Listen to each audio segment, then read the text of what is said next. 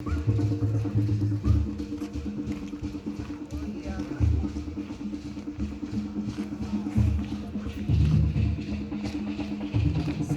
that work.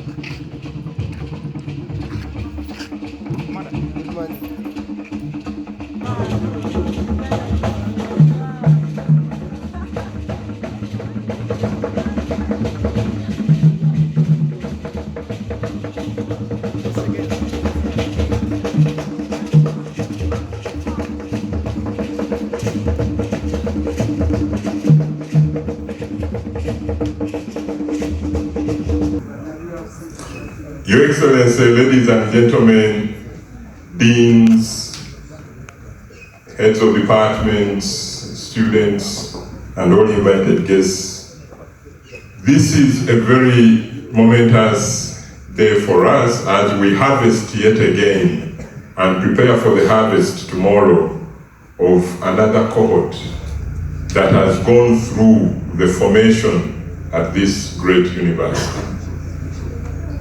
When we hold commencement lectures, they are meant to inspire, to challenge, and to cause us to reflect on the different things that we have experienced but are also yet to experience, and those that we aspire to or even just dream about.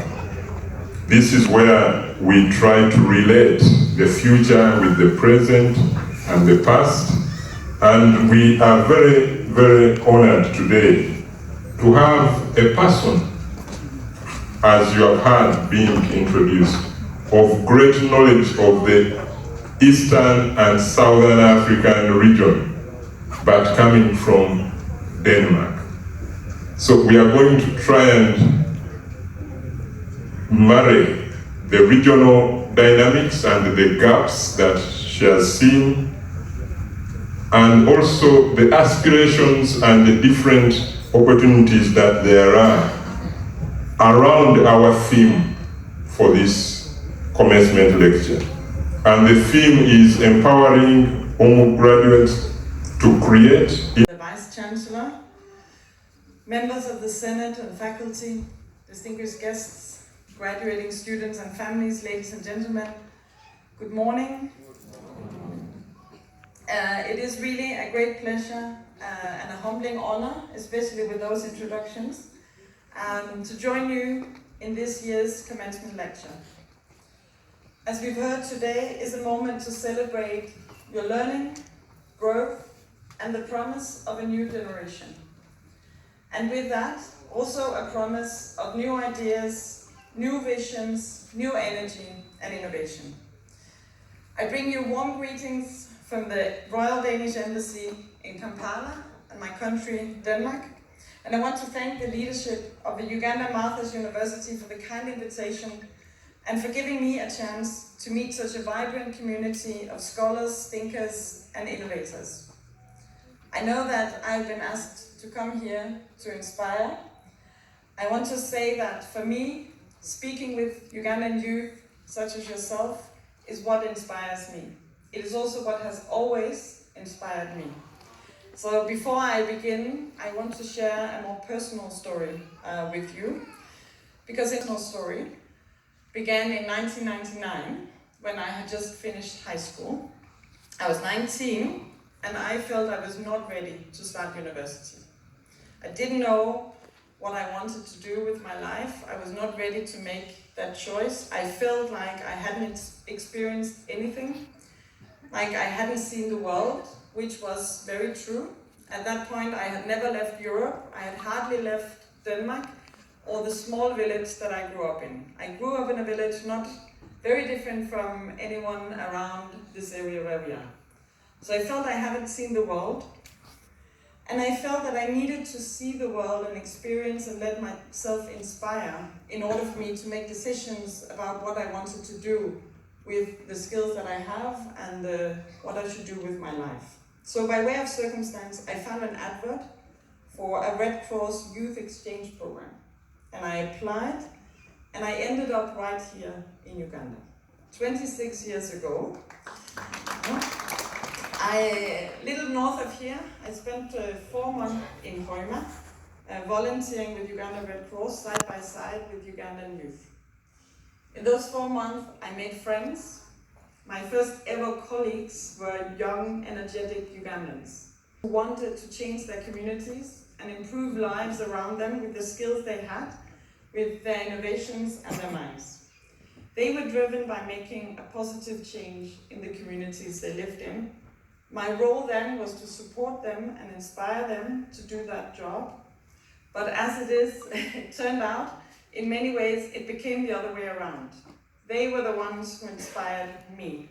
And anyway, I'm not here to talk about myself. I'm here to speak about the theme, a very ambitious theme, the innovation for socioeconomic transformation through science, technology, and enterprise. And as the Danish ambassador to Uganda, this is a theme that resonates deeply with me. And it also reflects the work that Denmark supports around the world and here in Uganda.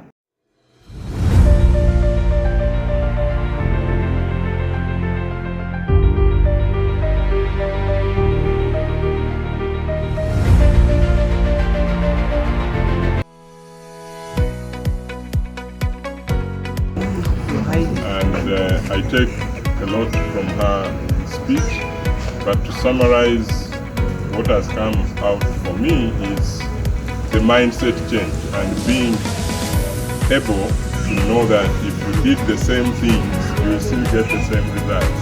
So if you are looking for transformation, if you are looking for change, then you must be, and again, I also quote that from Thomas Jefferson, that if you keep doing the same thing, and he says actually, if you want something, you must be willing to do something different. If you want something new, you must be willing to do something different. And Her Excellency, the Ambassador, has also challenged us that we shouldn't stop at ideas, but also carry through to action. I thought that was a very powerful message to us. And the other message was for the youth not to feel comfortable with what they know, but to keep asking, what else must we know if we are to see a difference? And lastly was, again, her quote that a big river is formed by many small streams.